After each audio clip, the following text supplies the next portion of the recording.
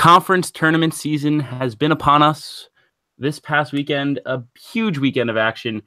4 automatic bids for mid-major leagues punched. The Big Ten tournament championship complete. Kevin Sweeney, Brad Cavallero, ready to break it all down on the CBB Central podcast. Brad, I had a great weekend ignoring everything I was supposed to do and just watch basketball the entire weekend. How about you? How was your weekend, man?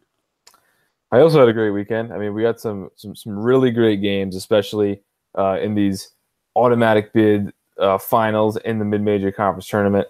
And the Big Ten, I think, was the story of the weekend with, compelling games in every round. Yeah, let's kind of jump into that one right away. I picked in the Big Ten tournament Michigan State. I don't remember who you picked, Brad. Did you have Purdue, if I recall? I had Ohio State. Ohio State. So because you can't lose to Penn State 3 times in a season, right? No way. But yeah, so both of our picks wrong, but I haven't adopted a new John Rothsteinism on my Twitter. John Beeline in March, institution like no other. So yes, I am turning into everyone's least favorite college basketball analyst, but at the same time, Beeline takes the Wolverines to their second straight Big Ten tournament title. Just a huge weekend. Michigan is really clicking at the right time. Brad, what did you see out there from Michigan for them to be so successful, beating Michigan State earlier, now knocking off Purdue today? How far can this team go? So, I mean, it's always tough when a team starts playing their best ball in the conference tournament. The knee-jerk reaction is kind of to throw them in your Final Four or your Elite Eight.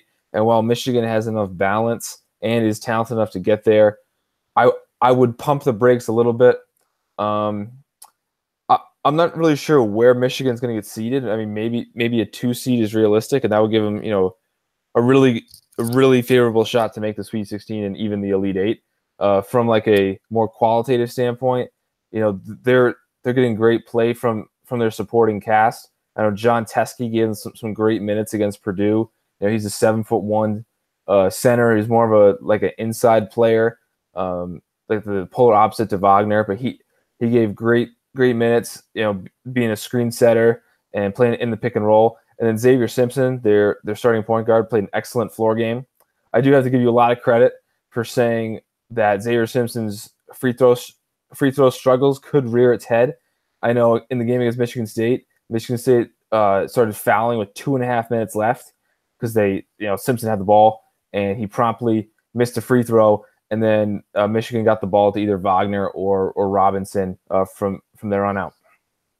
Yeah, I mean, I was just so impressed with the adjustments that Beeline made all weekend, whether it was, today with Teskey giving them some huge minutes, or whether it was, recently in the weekend where they got the ball out of Simpson's hands, as you mentioned, to get the ball to Abdul Rahman or Duncan Robinson. I thought Duncan Robinson had a really solid tournament. I mean, he was a guy, I think last year I watched him and I said, this guy's borderline unplayable. I mean, obviously at 6'8", he can shoot the rock, but he was so bad defensively. He was doing nothing else offensively. And he's improved so much for me. When you watch a tournament like this, I think it's the best way of kind of assessing a player, because you're seeing them day in, day out, instead of just these one-offs that you might see in the regular season. And I was just so impressed with how much he's improved in terms of his ability to put the ball on the floor. He's still not a plus defender by any means, and he's still probably not even an average defender, but he's certainly improved on that end of the floor as well. So the Big Ten Sixth Man of the Year, certainly giving them some great minutes. I just like the way this team is built. They've got length on the wings, whether it's Matthews and Jordan Poole, 6'4", Isaiah Livers is 6'7". They went to Teskey today to kind of combat that extra size that Purdue has. I mean, it's tough for me because I don't watch this team and say, wow, that's one of the elite teams in college basketball, but they just seem to match up well with pretty much everybody. And so, I mean, from that perspective, it's certainly going to depend on matchups in the NCAA tournament, but I don't want to bet against this Michigan team coming down the stretch here in March and headed into the NCAA tournament. Yeah, I think you really hit the nail on the head with Muhammad Ali Abdul-Rahman. I think he's one of the most underrated players in the entire country. He can really do it all from that 2-guard position. And Robinson didn't have great numbers today, but watching the game, I felt like he was playing well. Same with Charles Matthews. I know he only had eight points, I think, but both players really looked the part. Robinson was a guy who in the past, was kind of forced to play that four. He didn't look right playing the four and guarding fours, but today I thought he did a pretty good job on Vincent Edwards, who was noticeably quiet. I think he had a couple. He had one like fast break kind of finish, but besides that, he was awfully quiet. Yeah, they did a really good job taking Vince out of the game because I think Purdue's such a difficult team, in my opinion, to match up with. Because, I mean, who do you take away? If you're taking away Isaac Haas, then how do you match up Edwards? And if you're going to take away Edwards, how do you deal with Isaac, and how do you match up with Carson Edwards, who is in my opinion one of the elite creators in terms of off the bounce play in college basketball? But they did a really solid job with that. Carson Edwards was held to 12 points and 8 rebounds. He wasn't huge. I think you do kind of have to let Isaac Haas go to work, if you will. I mean, it's kind of odd to say, but if the worst thing you're going to concede is a 2, I mean, when you double and triple Haas and deny him the basketball, that's fine, but it opens up so much for their shooters, and they're such a lethal team when they get rolling. They're one of those teams where it feels like those threes really compound because they hit one and then they start feeling themselves, and they hit 2, 3, 4, and they just put you out of the game so quickly. So I almost feel like the best strategy when you're facing Purdue is just, I mean, play Haas one-on-one the best you can and hope he misses around the rim a little bit. It's kind of similar to what Gonzaga did with Jock Landale. Well, I mean, it's the exact opposite, but it's similar in the sense that Gonzaga doubled and forced St. Mary's shooters to beat them, where Purdue only shot 4 for 17 from 3 today. So it's kind of tough to articulate. But I'm trying to say, both these guys are these great low post scorers, Haas and Landale, and it's they're both surrounded by shooters, but it's just however you can limit the 3, because by doubling Landale, he'll kick out to the 3. Same with Haas, but I don't know. I'm doing a very poor job of explaining this. No, but I get what you're saying. I think the idea that Isaac Haas and Jock Landale have similar issues in that once they've caught it, it's over. Once Isaac Haas catches it in the post, there's almost no one in college basketball who's going to have any impact on whether the shot goes in. I mean, maybe Taco Fall when he's healthy. Like, Isaac Haas is just so big and so tall that it's just impossible to match him up, and he's so skilled as well. So, I mean, you have to do your best to front, I think. But, flashing men at him as soon as he catches, I don't think necessarily is the right strategy because he is a better passer than I think a lot of people give him credit. Not quite as good as Landale, I would say, but still a pretty good passer. And once the ball's back out, then Purdue is so adept at moving the ball around the perimeter and attacking an open lane or hitting an open shot that it just becomes difficult to guard. So I think the best strategy has to be front Haas as much as you can, keep it out of his hands. But once it's in his hands, you can't double. You have to stay home and try to defend as much as you can. I mean, Haas had 23 points in 23 minutes today. He was dominant. And certainly his foul trouble, I think, did impact the game, only able to play those 23 minutes with those 4 fouls. But, I mean, it's certainly an interesting case, and Purdue remains to me one of the more dangerous teams in the country. They'll still probably be a 2 or a 3 seed, I would imagine, on Selection Sunday, whether that I think they'd ideally like to be headed to a location fairly close to home, but we'll see what happens there. Yeah, and I think Carson Edwards forced way too many shots in this game. He's especially in the first half, he took a ton of contested looks, off the dribble, trying to create and trying to press too much for himself. Where Haas was so effective. There was one play where Haas, like the ball got deflected. I think Jordan Poole from Michigan kind of dug down and knocked it away, and Haas got the ball in the corner, took like 4 or 5 dribbles, and still got to the rim and put it in. So I mean, when he's making plays like that, I mean, he's just impossible to stop at that point. Yeah, I mean, he's unreal. And his improvement this season has been certainly spectacular to watch. I mean, but overall takeaways from this Big Ten tournament, I know there was a lot of debate about whether it should have been an MSG. I thought it was a pretty good event. Is the Big Ten locked down to 4 bids? Do Penn State or Nebraska have any chance, in your opinion, of sneaking into the big dance? So I think Nebraska has absolutely no shot. I think, people are making the argument where it's not fair that Nebraska's record doesn't mean anything because the Big Ten's down. But if, teams like Minnesota, Iowa, Northwestern, Maryland played up to their capabilities, Nebraska would no way be 13-5. And they were also very fortunate in the fact that they only got those Big Four once, like once each. So they played one of the easiest possible schedules in the conference, which allowed them, to rack up all these wins. Which, kind of a side note, it's why I absolutely despise the argument that teams that are below 500 in any conference should be ineligible for the NCAA tournament, because not only do conferences vary in strength, but conference schedules within a conference vary in strength. Where a team like Nebraska only gets the top four times. Like, what if by the luck of the draw, they played 7 games instead of 4 versus the top, then their record was worse, and then, why would you penalize a team like in the Big 12 that is playing an extremely tough schedule? And, there's nine legitimate tournament teams out of the 10 Big 12 teams. So there's obviously more chances to lose. So it just doesn't make sense to penalize teams in those scenarios. Yeah, and I completely agree, and I agree on Nebraska for sure. I mean, for me, they didn't pass the eye test. If they had went out against Michigan and really competed for 40 minutes, I could have said, I understand that they don't have the wins, but this team has been playing well. They've been fighting. They're playing their best basketball of late. They just couldn't get the big win. Maybe at least keep them on in legitimate consideration. I just don't see it. They didn't play well in that ball game, and I believe I read the stat. It was Nebraska in their 22 wins this season.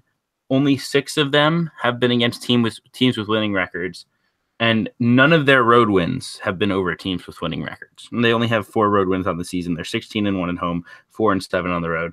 They're the only. I've never seen someone argue for playing a team close to be on their resume.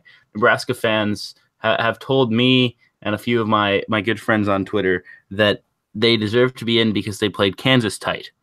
Well, that's not how it works. You win or you lose, and they lost. I mean, obviously it passes the eye test, but the resume isn't there for me. In regards to Penn State, they look pretty good. I mean, I watch this team and I say, wow, this team could make some noise potentially if they were put into Dayton, especially the way they played over the conference tournament without Mike Watkins, who is so important to everything they do defensively, especially against Purdue, not having his size, and if nothing else, his 5 fouls to deal with the size of Isaac Haas and Matt Harms. So, I mean, I don't think they get in just because their RPI is not good. The number of quality wins isn't that good, and as personally beating Ohio State 3 times as your resume, like that doesn't. I don't love that. I don't know why. I just don't feel like that shows me anything. It just shows me that you're a really good matchup for Ohio State.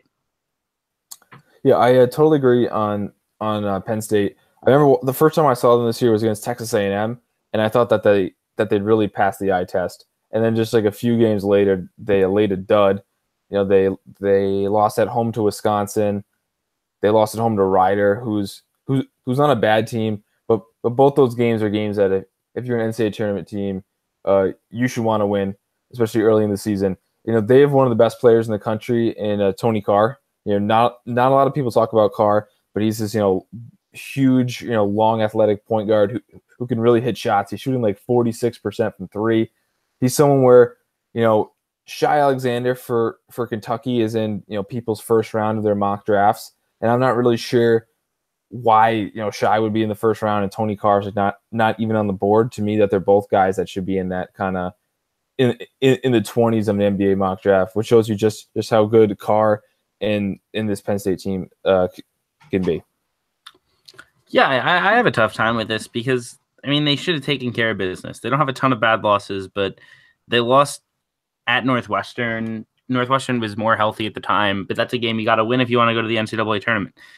They lost at Maryland, another game you got to win if you want to go to the NCAA tournament. They haven't done anything, especially down the stretch. They had those 3 games where after they'd gotten really hot and won 4 in a row. They had at Purdue, which they competed so well. home to Michigan. They lost that ball game in a fairly tight one.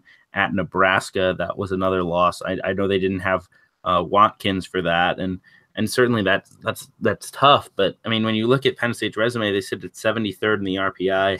I don't know the history on teams getting at-large bids from RPI over 70, but I can't imagine it's very good. So to me, this is a team that doesn't get in. I think Pat Chambers did make some strides with this club. I think he deserves another year unless everybody leaves for the NBA draft or for other reasons. But I mean, they really started to come together down the stretch. So it's a bit of a shame to see that they won't be in the dance, because right now I do believe when I watch them that they're one of the 36 best teams in the country if you're looking for an at-large perspective. Yeah, I mean, some of these teams like towards the back of the bubble, like Syracuse, Baylor, Texas, they're so up and down. Especially Syracuse and Texas can really struggle to score. In terms of like low RPI precedents, I'm pretty sure like every year now the selection committee is setting like new low precedents for RPI. I'm pretty sure maybe it was Syracuse the year that they went to the Final Four as like an 11 seed. I'm pretty sure that team had like a super low RPI, which is why like I also wouldn't rule out Oklahoma State when talking about possible like back of the bubble teams. Yeah, I think we can touch on Oklahoma State a little later in the podcast because they're an interesting team as well. They have that variety of wins. I did want to pull up, and if you'll bear with me for 1 second, I do want to just take a look at the team sheet for Penn State because I do think their resume is pretty fascinating. So they sit 76th now in live RPI. All of their result-based metrics are bad. They're at 74 in the RPI, 67 in KPI, and 56 in the strength of record. But in predictive metrics, so like KenPom or Sagarin, they're at 28 in BPI, 30th in KenPom, and 39th in Sagarin. So a much better number there. Their strength of schedule in the non-conference is 261. That's not a very good number. They're 3-8 against the group, against Group 1, against the Quadrant 1. So that's a big blow. Not having those total. They have a total of quality wins. That's good, but they don't have. Their record against them isn't very good. They're 2-2 against the Quadrant 2, 6-2 against Quadrant 3, and 10-1 against Quadrant 4. So yeah, to me, this just isn't a resume that stands up. You have the great wins all against Ohio State. Every other game in the Quadrant 1 they haven't won. Quadrant 2, their wins are Nebraska at home and Maryland at home. Those are games you should win. To me, those don't move the needle at all. They don't have that Montana win at home is a Quadrant 3 win. That's okay, but just overall to me, it just doesn't. You don't look up and down this resume and say this is an NCAA tournament resume as much as they've been playing better. No, absolutely not. And I think it is a shame, because Nebraska and Penn State, they're not teams that usually get in the field. It is nice to have a variety, but at some point, like you can't, bend these selections enough. Like we see, you mentioned before with the Nebraska fans citing, oh, like we need,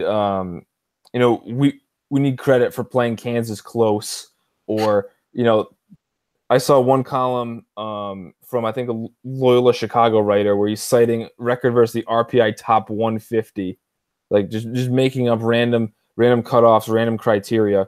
And I think this also really relates to Notre Dame's case, where there was a tweet from Brian Snow today where it says, I love everyone saying that Notre Dame is 12-4 with Bonzie Colson, which I've seen like all over Twitter. People say that repeatedly every day for like the past week and a half.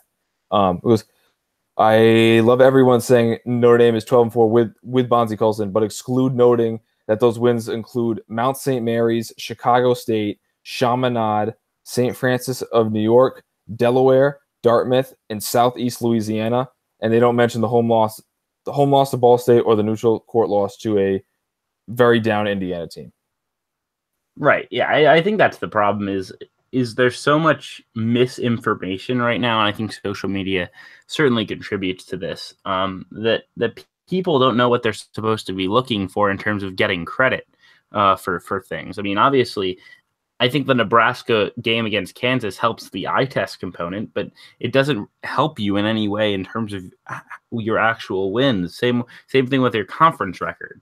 Your conference record is not something that's seen by the committee. I mean, when you have a team sheet, I'm not sure if you've seen one before. They have them basically mock-ups of a team sheet on Warren Nolan, which is a great resource for anyone who's interested in that type of thing. But the team sheets that doesn't show conference record, and yes, it's important that we look at what teams are doing right now, and obviously how teams are playing late in the season does matter.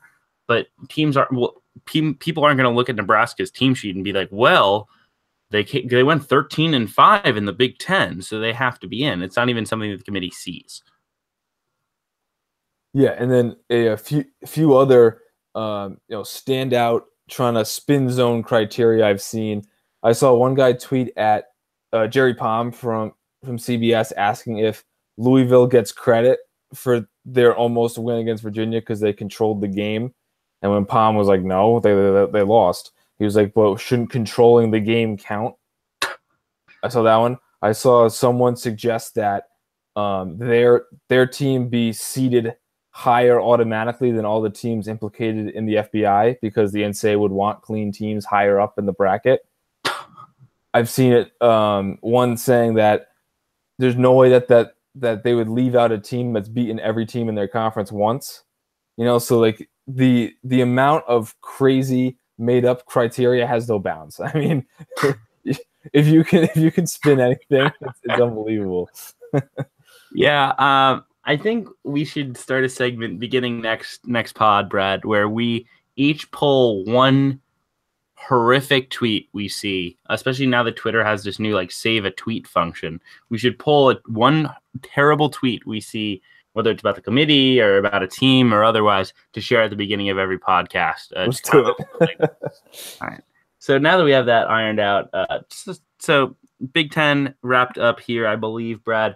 There were 4 other conference tournaments that came to a close this weekend. Brad, I was tuned into these more than the Big Ten. I'll be quite honest with you. Let's kind of do a quick whip around. So yesterday we had our first bid locked up from the Ohio Valley. Murray State closes real strong and knocks off Belmont. I really think this Murray State team can win a game in the NCAA tournament. What about you? This team is really impressive to me. Yeah, so this was the game I was most looking forward to on Saturday. And I watched it start to finish. It was pretty close until maybe 7 minutes left, and all of a sudden Murray State went on this offensive explosion where they were just getting a stop and then coming down and hitting a 3. John Stark had a huge first half performance where he was really getting to the rim, creating these short shots to go, like these short jumpers and floaters. And then in the second half, it was more of Terrell Miller and more of the supporting cast hitting threes. Miller is the 6'8". He's a standout with his super long hair, and he knocked down some crushing 3-pointers. And I just thought even when Belmont cut it close, they were pretty out of sync. They started off the game pretty behind.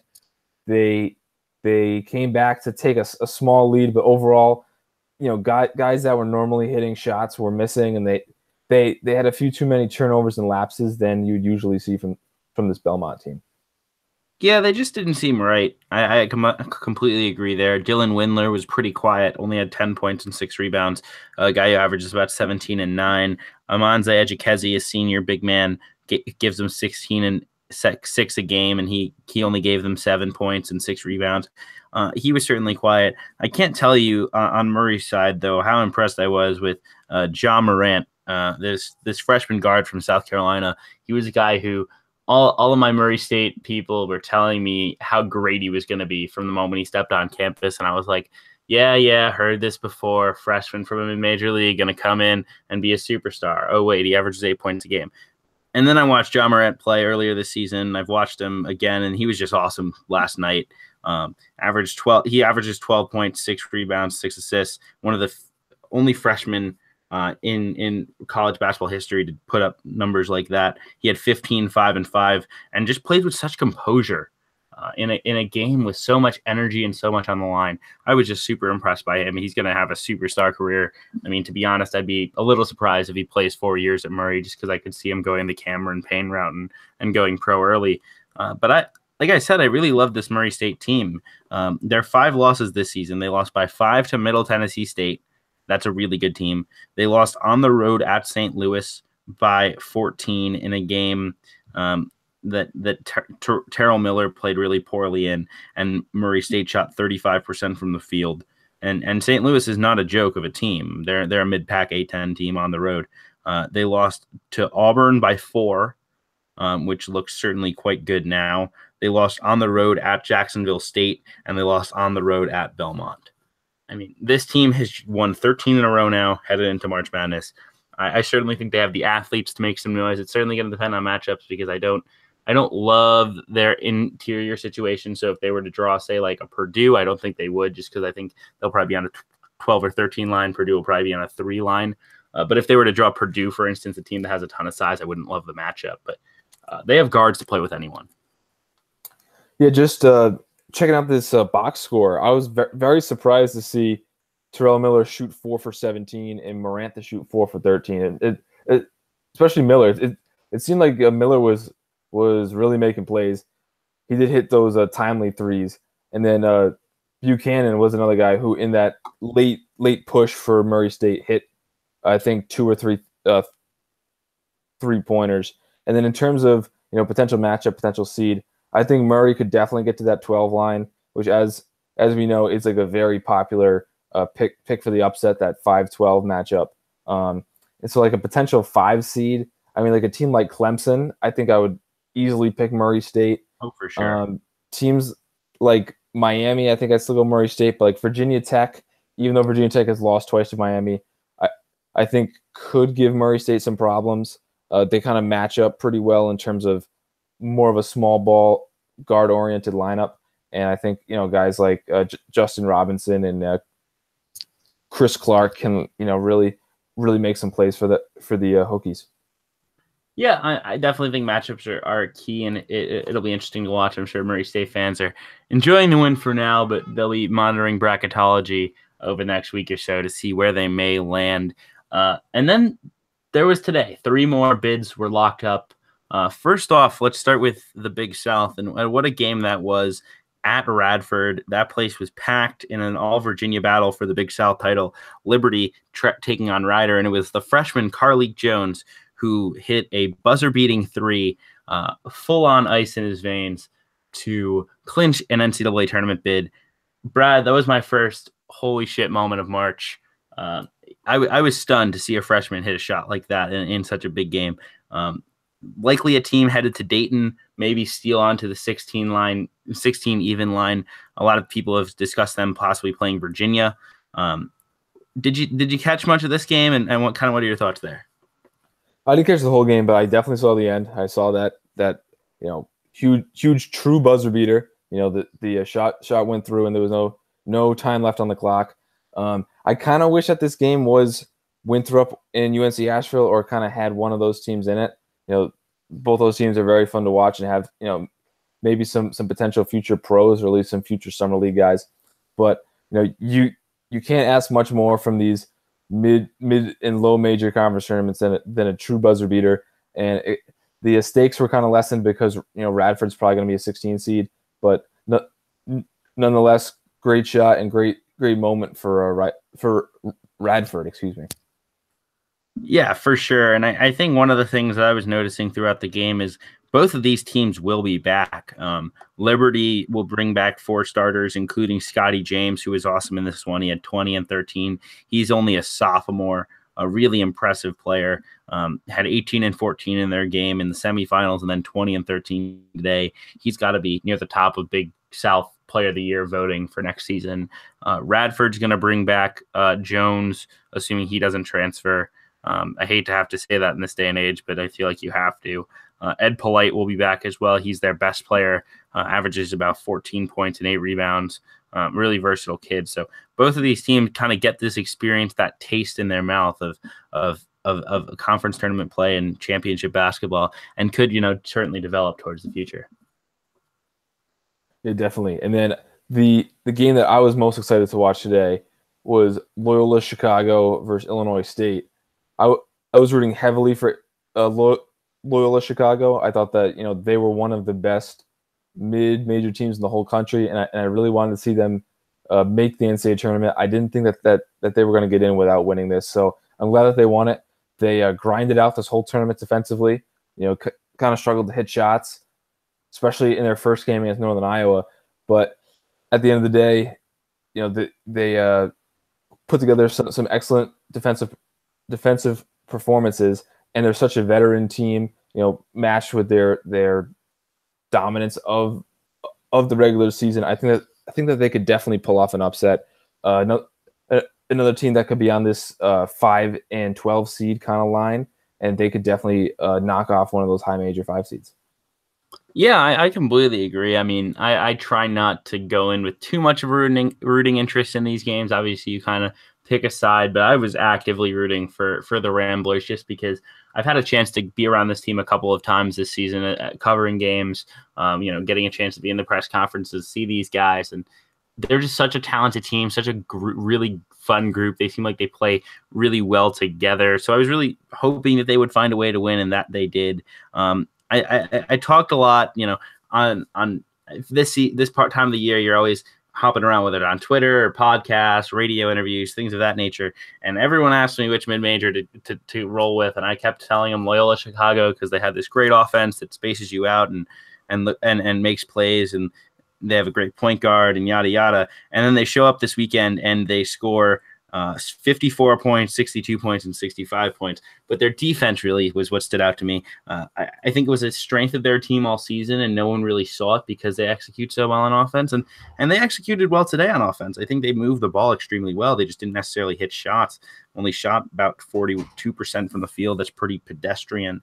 I just thought they're a deep team. They're athletic, and once again another team that's going to be here not only this year but next year as well. So certainly an impressive display by the Ramblers. We're in control of this one from basically the opening tip-off.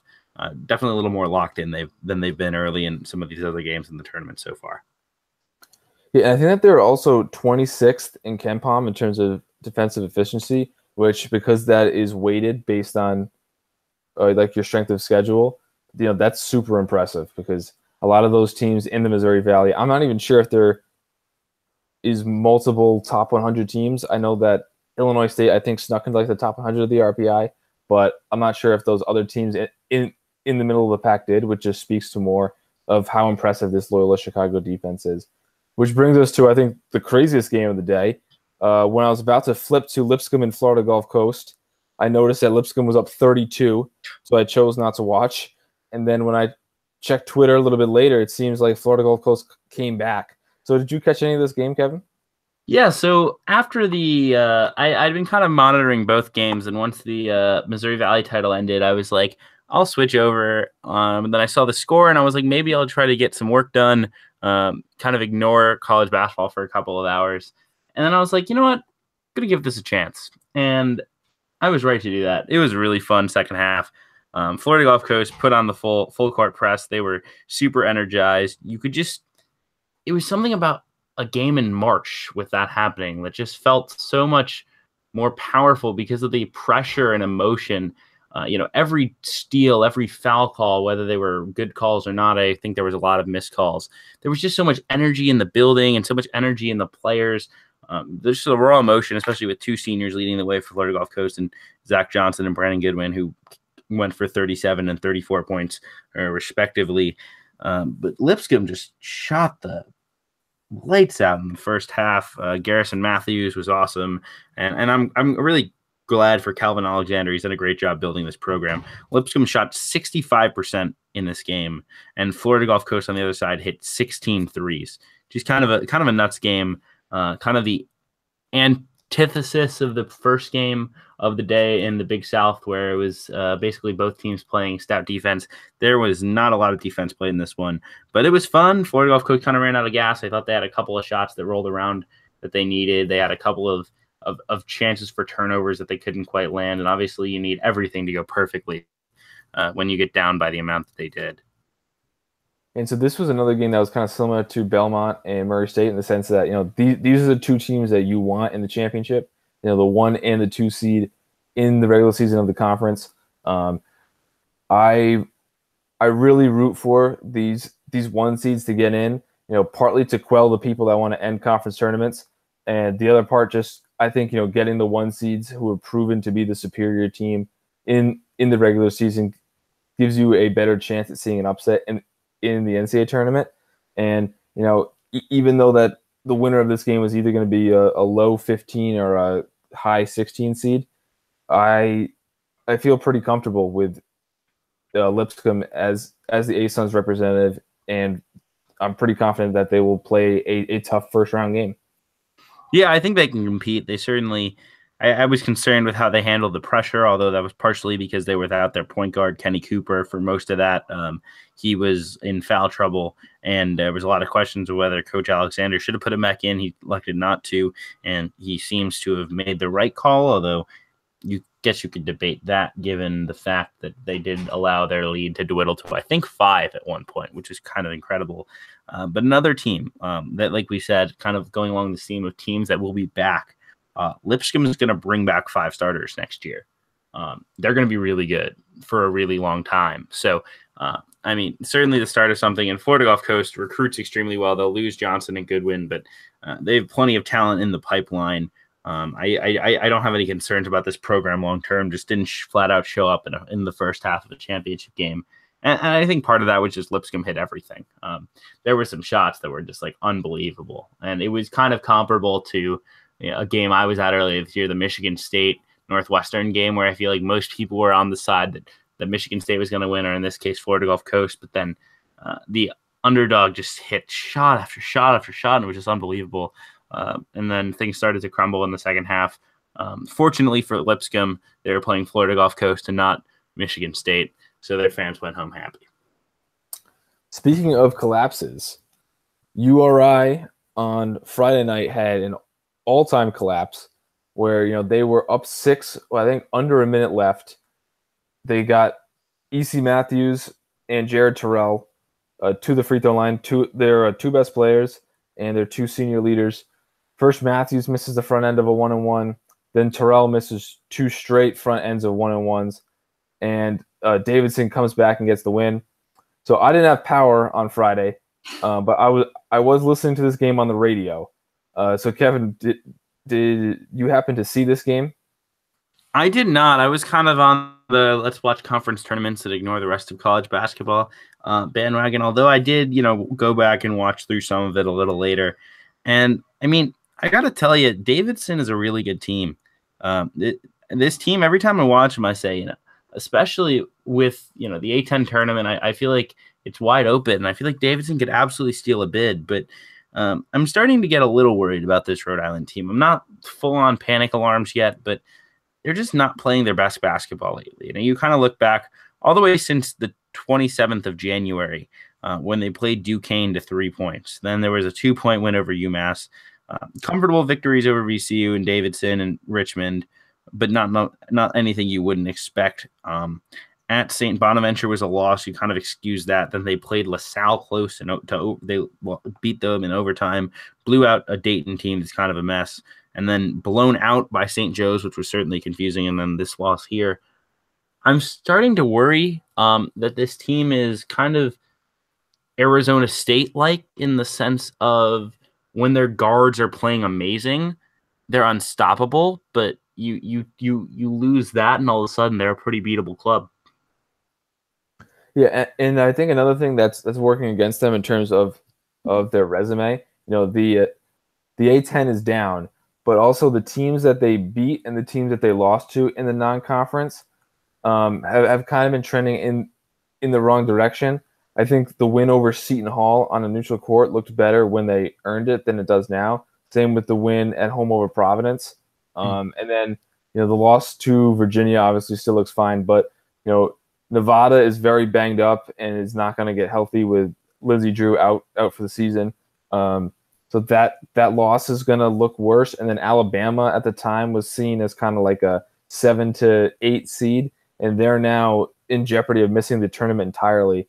So as you kind of recalibrate these teams that have a huge impact on the perception of URI's resume, it kind of shows more of why this team isn't as good as people thought even a few weeks ago. Yeah, I mean it's definitely a concern. They have right now, I believe, the bracket matrix has Rhode Island on the 8 seed line, which makes some sense right now. I think they're probably safe. I mean, save losing to Fordham, I think they might sweat it out a little bit if they were to lose to someone like Fordham in the conference tournament. But otherwise, I think I'm not going to have any problems qualifying. But I do think the question remains. I mean, at one point they look like they could possibly sneak onto maybe the 4 line even, and so now down to the 8 seed. Certainly not I think what they had hoped, especially coming down the stretch and into March. I mean, do you see this as a team that can make a run to the Sweet 16? I would have said without a doubt, yeah. But now the last few games, I'm starting to get concerned, and I think we'll see a lot from them at the A10 tournament. Yeah, I don't think that they will make a run. Partly because they're now on this 8-9 line, which makes it infinitely tougher to make a run. They could be matched up with a team like Villanova or like a Duke or a Kansas, and they just have too much size, I think. Part of the reason why URI was able to make that run last year was they had Hassan Martin, who was one of their best players. He was like a very athletic 5-man who could block shots, and their play at the 5 this year has been very inconsistent. Andre Berry was great at the start of the season. He's kind of fallen off. He was more of an offensive player, and then Cyril Langevine's like a really good like rebounder and like a very athletic inside player, but he's not exactly someone that you want to give the ball to and create. So with these guards, like if they're not hitting shots and then this kind of inconsistency at the center position, it's going to be tough for URI to pull off an upset.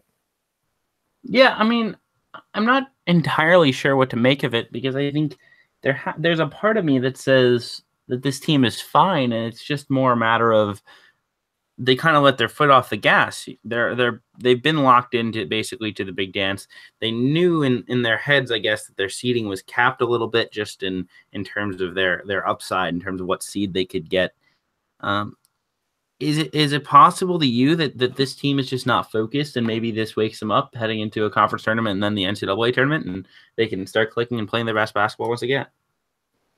I mean, that's certainly possible, but it's so tough to kind of just flip a switch like that. Like if you're kind of already out of this, let's win every game.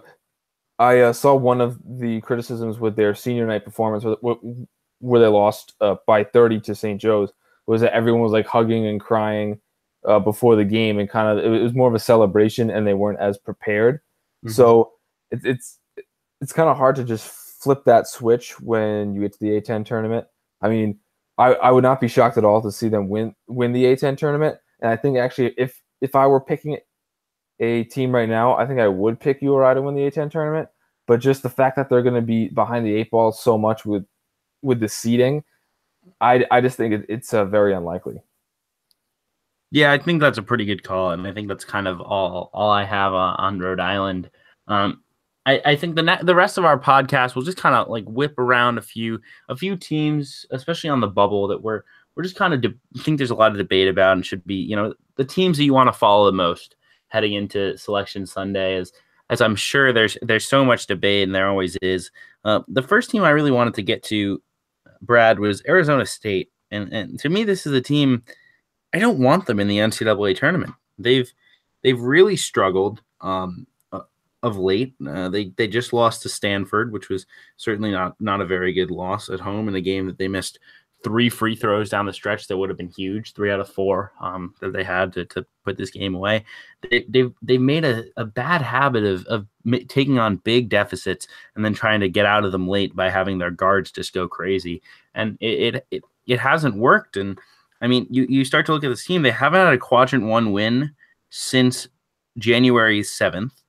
Their RPI now sits at 58. They're 3-5 against the quadrant 1, 4-4 against quadrant 2.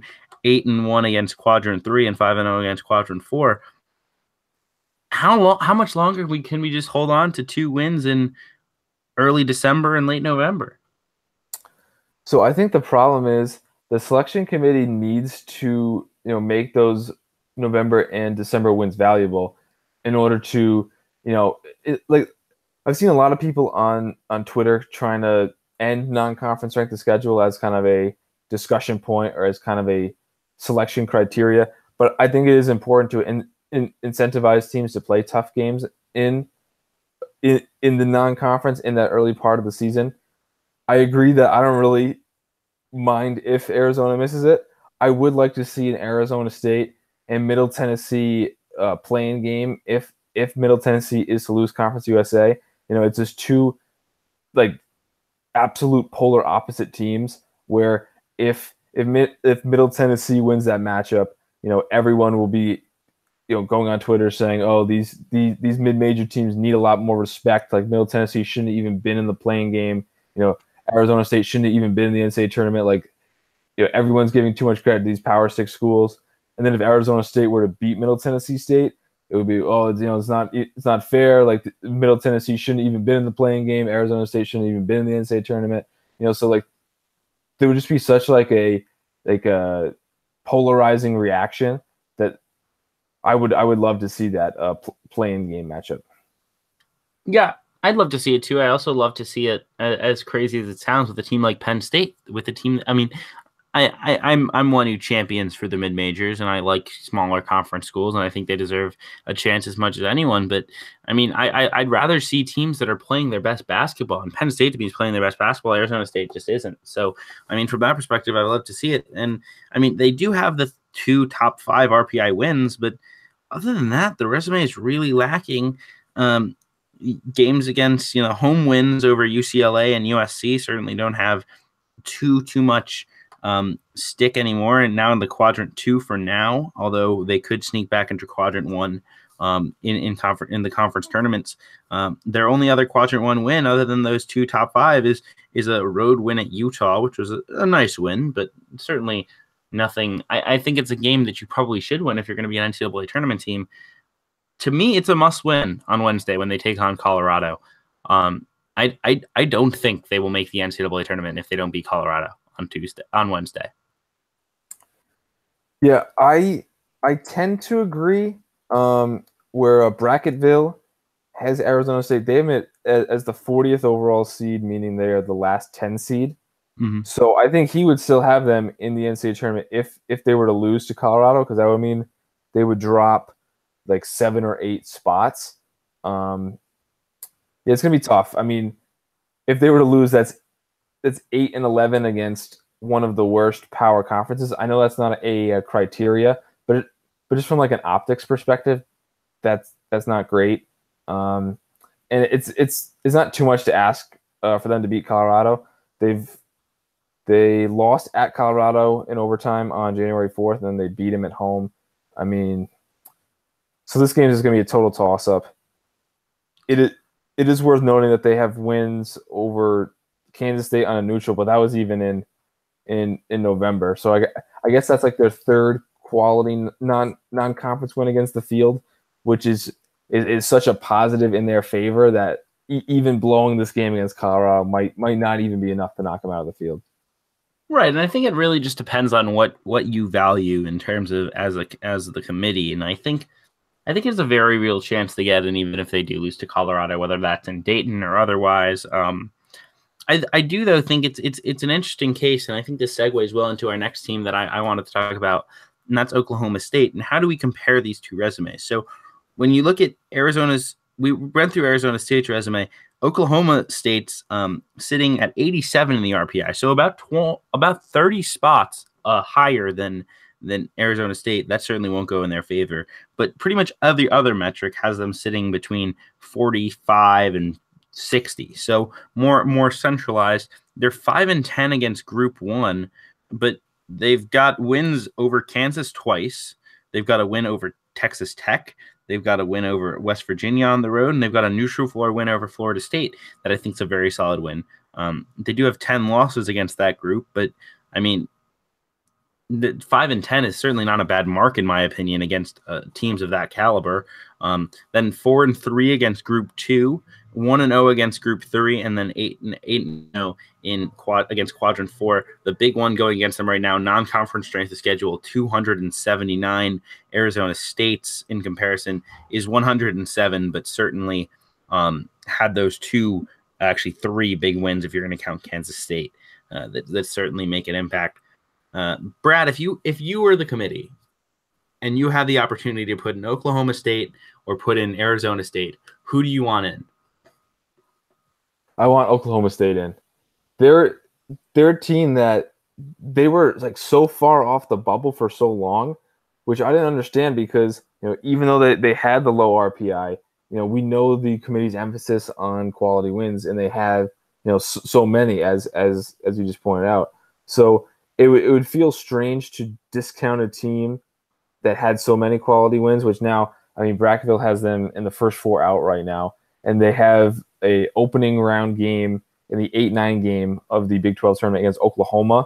I think if they win that game, I think you have to put them in. That's so many wins against the field, even with that low RPI number.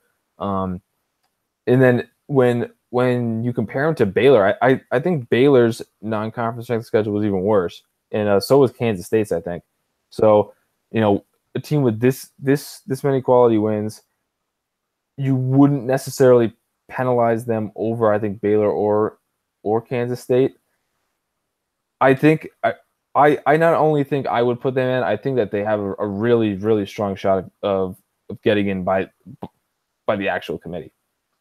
Yeah, I agree. I think the big challenge here is getting over that RPI hump of 87. I mean, obviously, like if they were sitting in 65 or 70, I think people would be able to get over that hump. 87 is a tough number to get over, but at the same time, I completely agree with everything you said, and I think they deserve to be in.